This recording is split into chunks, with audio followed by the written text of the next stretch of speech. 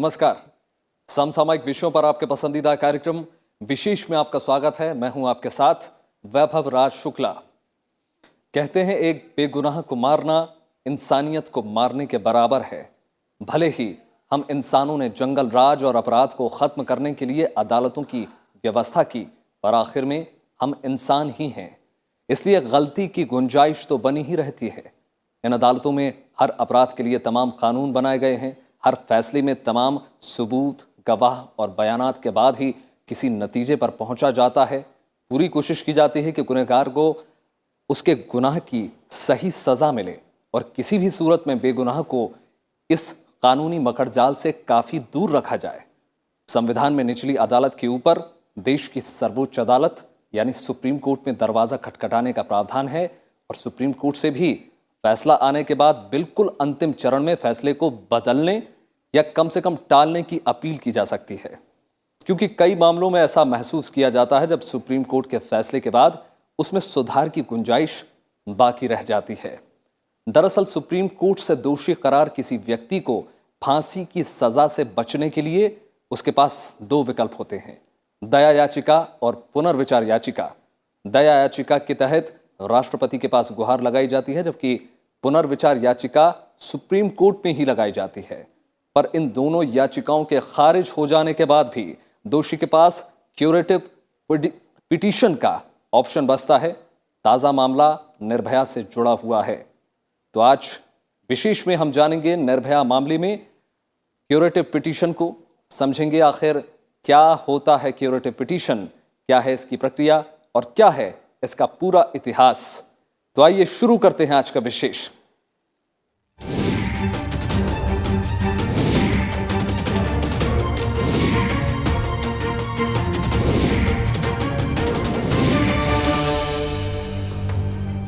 Curative petition एक बार फिर से सुर्खियों में है।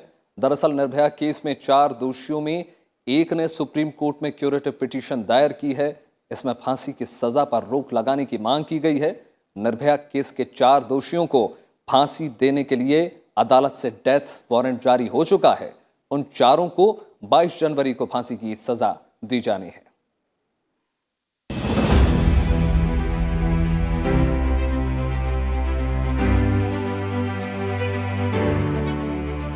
निर्भया केस के चारों दोषियों को फांसी पर लटकाए जाने की तारीख मुकर्रर हो गई है। दोषियों की कोशिश इस बात की है कि उन्हें मिलने वाली फांसी की सजा में और देरी होती जाए।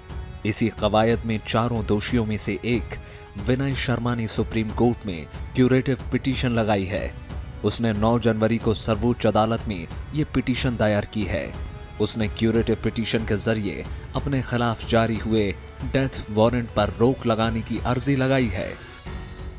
इस केस में जिस तरह का फुल प्रूफ इन्वेस्टिगेशन रहा है और जिस तरह से कॉन्करेंट फाइंडिंग रही है, देखिए हिंदुस्तान में जो कोर्ट्स हैं, हिंदुस्तान के सुप्रीम कोर्ट का पैरामीटर बिल्कुल क्लियर है कि रेयरेस्ट ऑफ रेयर केस में ही डेथ पनिशमेंट दिया जाता है, ऑर्डिनरीली दिया भी नहीं जाता है। तो इस केस को सुप्रीम कोर्ट तक रेयरेस्ट ऑफ द रेयर मान के जब डेथ पनिशमेंट दिया है, तो ये इसमें एक्यूज खाली डिले टैक्टिक्स लगा रहे हैं। क्यूरेटिव पिटिशन में क्योंकि कोई टाइम लिमिट नहीं होती है, वो कभी भी फाइल हो सकती है, और हालांकि इस केस में मेंटेनेबल भी नहीं है तो भी उन्होंने फाइल करी है। तो डिले और डायलेटरी टैक्टिक्स के अलावा कुछ नहीं है।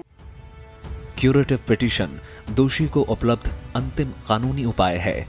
क्यूरेटिव पिटीशन में दोषी विनय ने कहा है कि उसकी युवावस्था को विषम परिस्थिति के रूप में गलत तरीके से खारिज कर दिया गया है। याचिका में कहा गया है कि सुप्रीम कोर्ट को इस बात पर विचार करना चाहिए कि घटना के समय दोषी विनय की उम्र बहुत कम थी।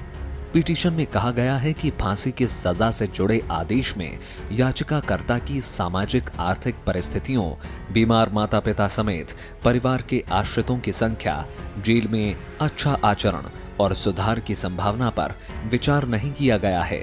दोषी का कहना है कि युवावस्था और सामाजिक आर्थिक पृष्ठभूमि को मामले की गंभीरता कम करने के फैक्टर के रूप में लिया जाना चाहिए। जब डेथ वारंट जारी हो चुका है, पटियाला हाउस कोर्ट ने जब परसों ये कर दिया था, तो उसके बाद में वैसे तो जो ये विनय कुमार है जिन्होंने क्यूरेटिव पिटीशन लगाई है, उनको भी और उनके शायद वकील को भी अंदर ही अंदर तो ये मालूम है कि कुछ होना नहीं है, क्योंकि सब कोर्ट ने इनकी जो पिटिशन थी उसको रिजेक्ट कर दिया। अपील को हाई कोर्ट ने भी कर दिया, सुप्रीम कोर्ट ने भी कर दिया, रिव्यू पिटिशन भी खारिज हो गई। पर एक जान बचाने का एक आखिरी मौका जो है वो उसको अपनाया जा रहा है, जो एक नेचुरल टेंडेंसी होती है कि भाई कोशिश करके देख लो कि शायद हो जाए। दिल्ली की पटियाला हाउस कोर्ट ने 7 जनवरी को ही चारों दोषियों को डेथ वारंट जारी कर दिया था। इसके मुताबिक चारों दोषियों को 22 जनवरी की सुबह 7 बजे फांसी दी जानी है। डेथ वारंट जारी करते हुए पटियाला हाउस कोर्ट ने इस फैसले को चुनौती देने के लिए चारों को 7 दिन का वक्त दिया था। क्यूरेटिव याचिका में फैसले के तकनीकी पहलुओं की ओर ध्यान दिलाने की कोशिश की जाती है। इसके जरिए याचिका दाखिल करने वाला पक्ष जजमेंट में सुधार की मांग करता है। ये दलील पहले भी करी गई है, पर अब की बार भी उन्होंने वही बात को रिपीट किया है कि उसकी उम्र का ध्यान रखा जाए। और क्योंकि ऐसा नहीं कि कभी भी सुप्रीम कोर्ट ने किसी केस के अंदर लाइफ इम्प्रिजनमेंट को कम नहीं किया, मतलब डेथ पनिशमेंट को कम नहीं किया हो। तो जब 17 केसेस में पहले भी कर रखा है, तो इस केस को भी उसी कैटेगरी के अंदर ध्यान में रखते हुए एक बार वापस से कोर्ट इसकी तरफ देखे कि क्या ये गुंजाइश है इस केस के अंदर कि जो फांसी की सज़ा है, मौत की जो सज़ा है, उसको कम करके आजीवन कारावास की सज़ा कर दी जाए।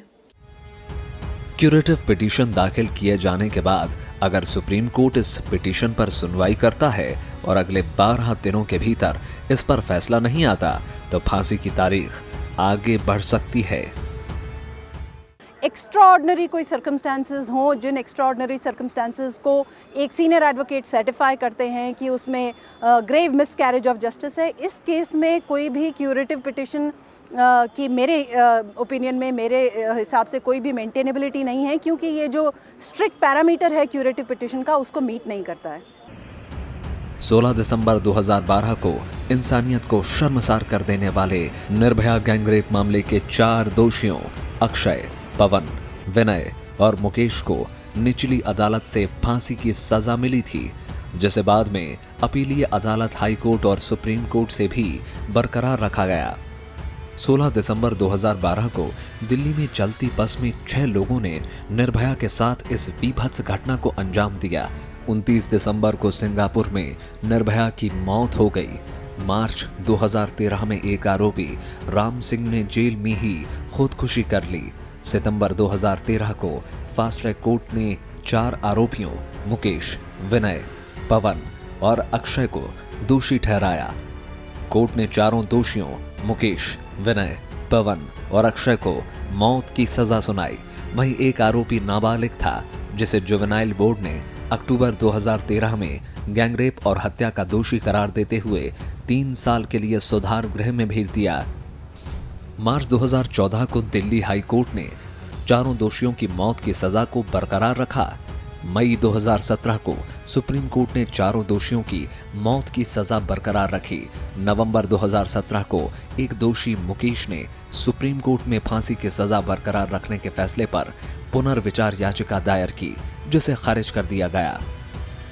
9 जुलाई 2018 को बाकी 3 दोषियों की ओर से दाखिल की गई रिव्यू पिटीशन को सुप्रीम कोर्ट ने खारिज करते हुए मौत की सजा को बरकरार रखा। Bureau report, Rajya Sabha TV.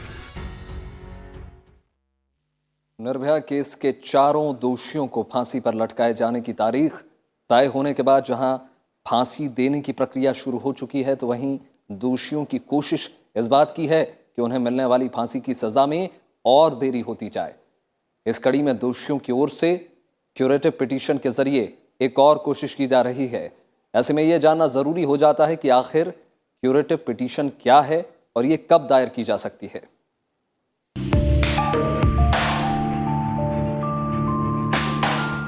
Supreme court में किसी दोषी को फांसी की सजा मिलने के बाद उसके पास 2 विकल्प होते हैं।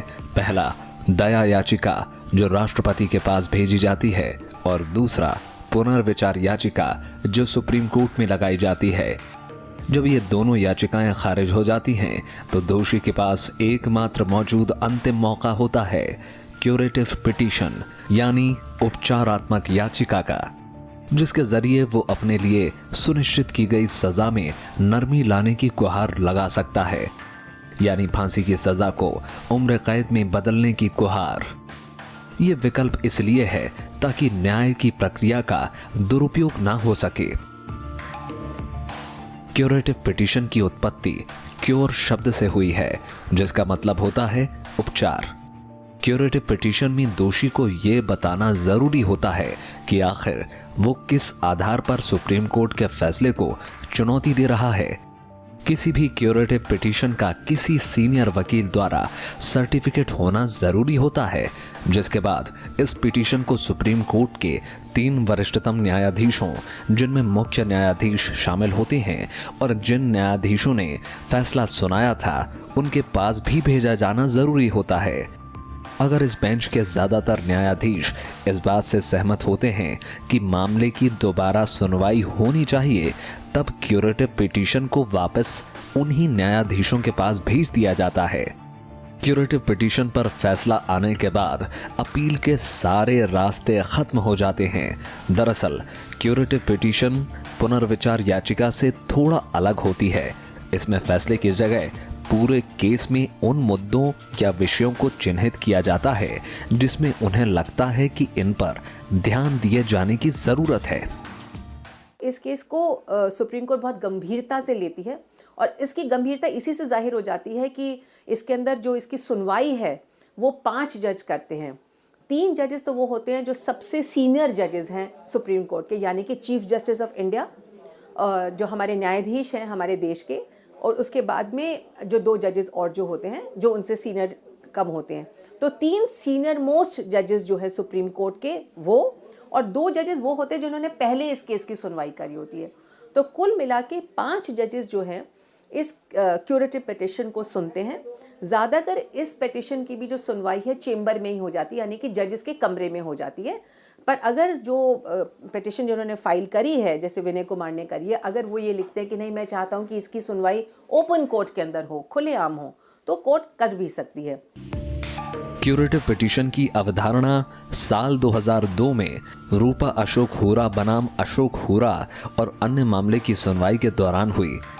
बहस के दौरान जब ये पूछा गया कि सुप्रीम कोर्ट द्वारा दोषी ठहराए जाने के बाद भी क्या किसी दोषी को राहत मिल सकती है, नियम के मुताबिक ऐसे मामलों में पीड़ित व्यक्ति रिव्यू पिटीशन डाल सकता है। लेकिन सवाल ये पूछा गया कि अगर रिव्यू पिटीशन भी खारिज कर दी जाती है तो क्या किया जाए। तब सुप्रीम कोर्ट ने अपने ही द्वारा दिए गए न्याय के आदेश को फिर से उसे दुरुस्त करने के लिए क्यूरेटिव पिटीशन की धारणा लेकर सामने आए। इसके बाद क्यूरेटिव पिटीशन के तहत सुप्रीम कोर्ट अपने ही फैसलों पर पुनर्विचार करने के लिए तैयार हो गई। दरअसल रूपा अशोक हुरा बनाम अशोक हुरा केस में पति पत्नी ने पहले आपसी सहमति से तलाक की अर्जी दी थी, लेकिन बाद में पत्नी मुकर गई। ऐसे में तलाक की वैधता को लेकर सवाल उठा। इस केस में सवाल उठा कि सुप्रीम कोर्ट के फैसले के बाद भी आरोपी के पास राहत पाने का कोई विकल्प हो सकता है। इस केस के आधार पर ही क्यूरेटिव पिटीशन की प्रैक्टिस शुरू की गई। क्यूरेटिव पिटीशन जो है ये कानून के अंदर, पहली बात मैं आपको बताऊं, इसका कानून में प्रावधान 2002 के अंदर ही जोड़ा गया। सन 2002 के अंदर जब एक वैवाहिक झगड़ा था, रूपा अशोक हुरा वर्सेस अशोक हुरा करके एक फैसला था, एक पारिवारिक झगड़ा था, पति पत्नी का झगड़ा था। वो पहली बार 2002 के अंदर, ये संविधान में पहले था नहीं इसके बारे में, संविधान में सिर्फ रिव्यू पिटीशन यानी कि पुनर्विचार याचिका के बारे में था। तो 2002 में जब वापस ये मामला जब सुप्रीम कोर्ट के सामने आया, जब रूपा अशोक हुरा ने सुप्रीम कोर्ट में याचिका लगाई और उन्होंने कहा कि मेरा पुनर्विचार याचिका के अंदर सही तरीके से मेरे को न्याय नहीं मिला, तब ये जो कॉन्सेप्ट है क्यूरेटिव पिटीशन का पहली बार बना। आमतौर पर राष्ट्रपति द्वारा दया याचिका खारिज करने के बाद कोई भी मामला खत्म हो जाता है, लेकिन 1993 के मुंबई सीरियल ब्लास्ट मामले में दोषी याकूब अब्दुल रज्जाक मेमन के मामले में ये अपवाद हुआ और राष्ट्रपति द्वारा दया याचिका खारिज करने के बाद भी सुप्रीम कोर्ट ने क्यूरेटिव पिटीशन पर सुनवाई करने की मांग स्वीकार की थी। सुप्रीम कोर्ट ने उस प्रोसीजर को क्यूरेटिव पिटिशन के प्रोसीजर को इसलिए कॉइन किया कि कोई एक्स्ट्राऑर्डिनरी सिचुएशन हो जिसमें ग्रेव मिसकैरेज ऑफ जस्टिस हो रहा हो, जब पूरी सुप्रीम कोर्ट तक की व्यवस्था से निकलने के बावजूद भी। इसीलिए सुप्रीम कोर्ट ने उसमें बहुत ही ज़्यादा स्ट्रिक्ट एक नैरो वो रखा है कि उसमें ये नहीं कि हर एक को अवेलेबल है क्यूरेटिव पिटिशन। ये एक एक्स्ट्राऑर्डिनरी रेमेडी है, ये तभी अवेलेबल है जब जो क्यूरेटिव पिटिशन के पिटिशनर हैं उन्होंने रिव्यू ऑलरेडी फाइल करी हो, जो ग्राउंड्स वो क्यूरेटिव में ले रहे हैं वो रिव्यू में उन्होंने अर्ज किए हों, और रिव्यू ओपन कोर्ट में हियरिंग नहीं हुआ हो, रिव्यू सर्कुलेशन से डिस्पोज ऑफ हो गया हो और उनके वो आर्ग्यूमेंट्स ओरल होने का उनके पास चांस नहीं हो। दूसरा, उन्होंने कैटेगोरिकली उसमें 2 क्लियर एग्जांपल्स दे रखे हैं कि कई बार ऐसा हो सकता है कि कोई सब्जेक्ट मैटर है, वो जो उसको डिसाइड करने वाले जज हैं उन जज के नॉलेज में नहीं है लेकिन उनका कोई इंटरेस्ट हो उस सब्जेक्ट मैटर पे। इस तरह के एग्जाम्पल पे ही क्यूरेटिव पिटिशन लाई हो सकती है। हालांकि सुप्रीम कोर्ट ने क्यूरेटिव पिटीशन के मामले में ये निर्धारित किया है कि क्यूरेटिव पिटीशन रेगुलर होने की बजाय रेयर होनी चाहिए और काफी सावधानी से इस पर विचार किया जाना चाहिए।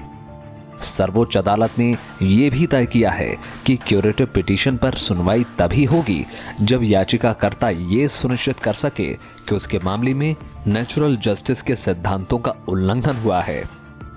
साथ ही अदालत द्वारा आदेश जारी करते वक्त उसे नहीं सुना गया है। इसके अलावा उस स्थिति में भी ये स्वीकार किया जाएगा जहां एक न्यायाधीश तथ्यों को प्रकट करने में विफल रहा हो, जो पूर्वाग्रह की आशंका को बढ़ाता है। भरत सिंह दिवाकर के साथ आकाश पोपली, राज्यसभा टीवी।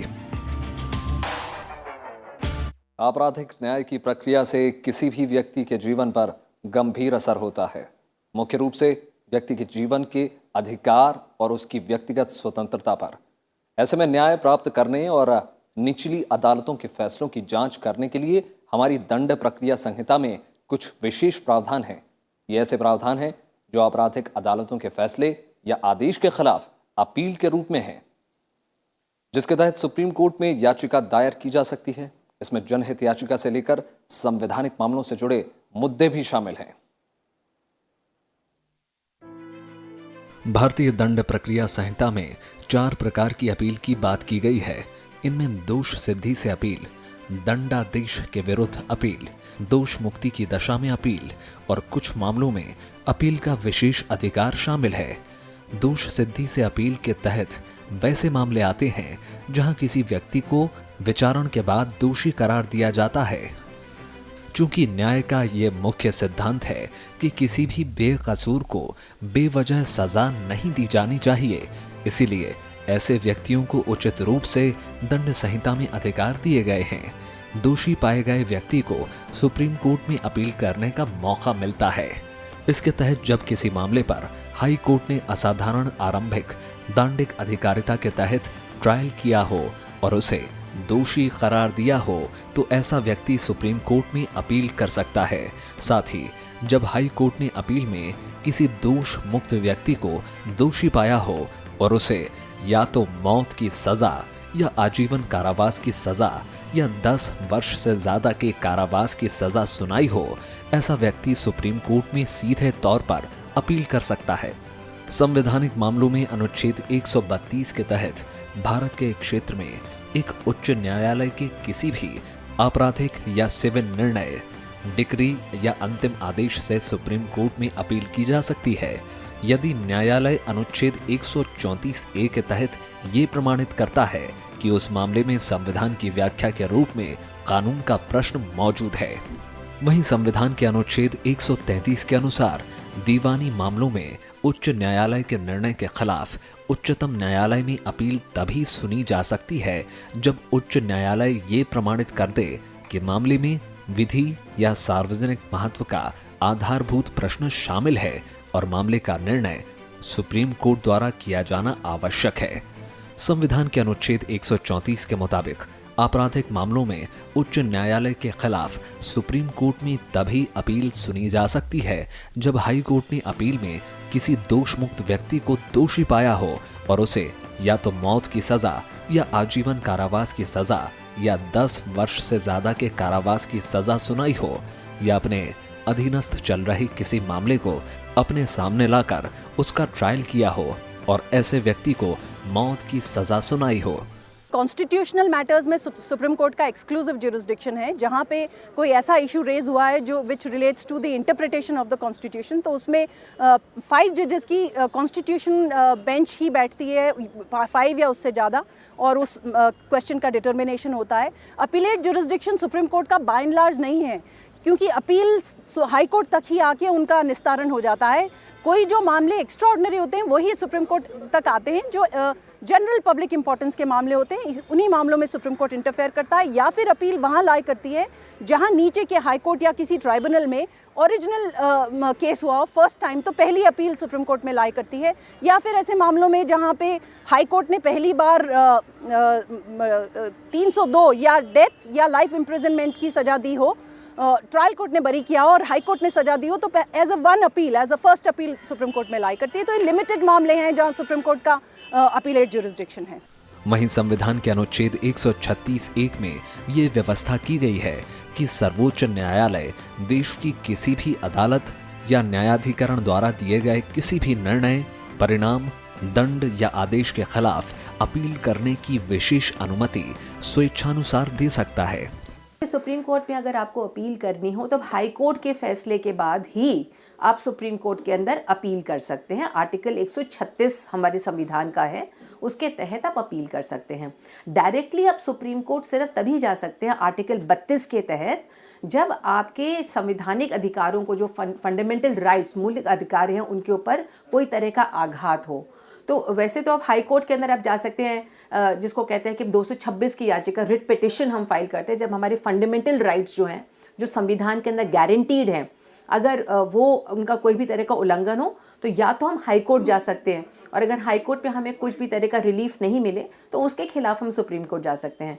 इन सब के अलावा संविधान के अनुच्छेद 32 के तहत किसी भी नागरिक के मौलिक अधिकार के उल्लंघन होने पर सुप्रीम कोर्ट में याचिका दायर करने का अधिकार दिया गया है।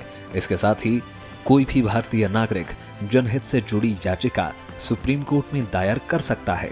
जनहित याचिका दायर करने की अकेली शर्त ये है कि ये इसे किसी व्यक्तिगत हित के लिए नहीं, बल्कि महत्वपूर्ण सामाजिक लाभ के लिए ही दायर किया गया हो। भरत सिंह दिवाकर, राज्यसभा टीवी।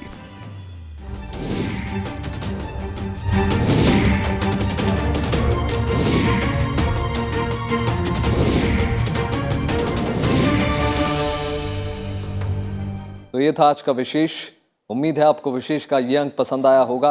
आप ये हमारा कार्यक्रम YouTube पर भी देख सकते हैं, जहां में आपकी प्रतिक्रियाओं और सुझावों का हमेशा इंतजार रहता है। बाकी देश और दुनिया की तमाम बड़ी खबरों के लिए जुड़े रहिए राज्यसभा टेलीविजन के साथ। नमस्कार।